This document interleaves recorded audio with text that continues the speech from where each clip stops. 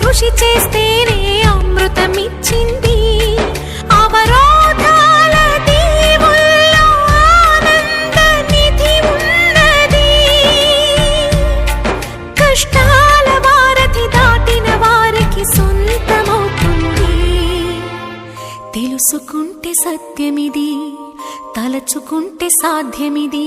మౌనంగానే ఎదగమని మొక్క నీకు చెబుతుంది.